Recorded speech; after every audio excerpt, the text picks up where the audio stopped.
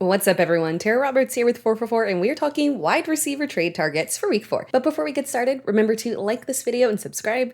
And if you want more fantasy insights and tips, head over to 444.com/plans and sign up for a subscription today. And exclusive for our YouTube audience, use promo code YouTube at checkout to save 25%. Now let's go ahead and dive right in. I have been trying to figure out how to phrase this one because Marquise Brown isn't a buy low. He is wide receiver 22 before the Monday night game, so factoring that in, he's really more so a high-end wide receiver 3 through the first 3 games. And for Marquise Brown's typical season as a whole, that's not really that far off base. He's one of those players who's never really put together a full season and has had top 10 spurts throughout multiple portions of his career, but something always goes wrong. But if we exclude that first game where Joshua Dobbs was barely on the team, Brown is averaging 17.3 fantasy points per game over the past 2 games. It's obviously a very sample size, but at this point, everyone's sample size is small. But despite exceeding expectations, no one really believes in this Arizona team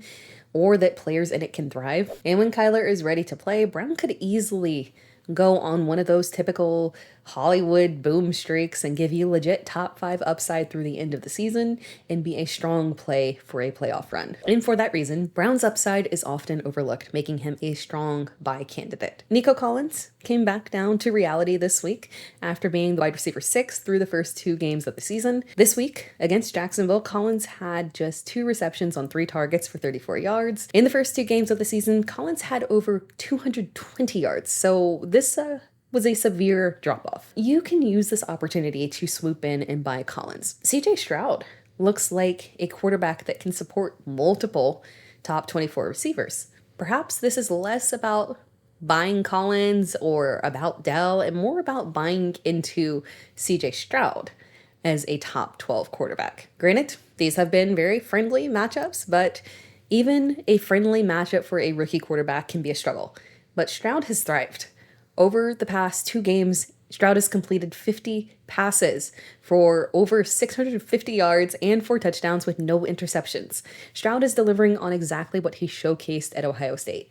Consistency, accuracy, high IQ. This is perfect time to buy Nico Collins. The Packers pass catchers have been a bit of a mixed bag, and this might be a good opportunity to buy Christian Watson. Romeo Doubs dominated week 1 with 2 touchdowns on a limited snap count. Week 2 featured Jaden Reed's 2-touchdown game. Week 3 saw Doubs with the big target share and touchdown. Christian Watson may not slot into this offense as the dominating week in, week out wide receiver 1 with Jordan Love spreading the ball around, but the young receiving core does have ample talent, and everyone on this offense has produced, and Watson should step right in and continue to contribute at a similar level. Jordan Love just continues to put out QB1 performances, and some people don't buy into it. I can understand the skepticism.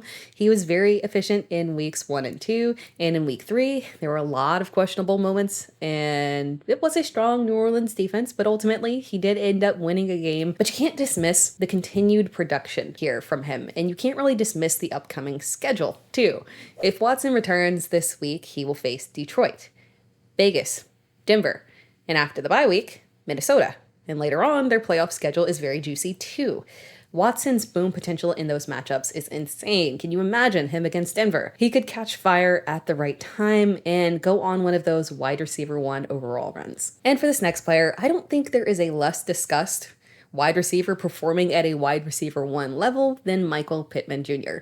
Pittman is in his 4th season, and there's just something about his finishes over the past couple of seasons that have left people feeling very underwhelmed. He's like DJ Moore without the optimism. But unlike DJ Moore, Pittman's new quarterback really could exceed expectations, and he has a coach that actually knows how to utilize and develop him. Even though Anthony Richardson got hurt in week 2, Gardner Minshew is about as solid as you can get in a backup quarterback, so Pittman didn't miss a beat. The Colts offense is actually doing fairly well, and Pittman is dominating as the wide receiver 1. He's had double-digit targets in every game this season. His catch rate is excellent. His yardage is okay. He has a touchdown.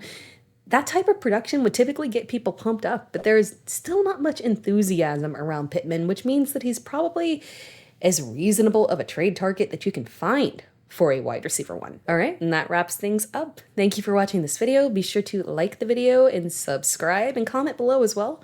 And if you want more fantasy insights and tips, head over to 444.com/plans and sign up for a subscription today. And exclusively for our YouTube audience, use promo code YouTube at checkout to save 25%.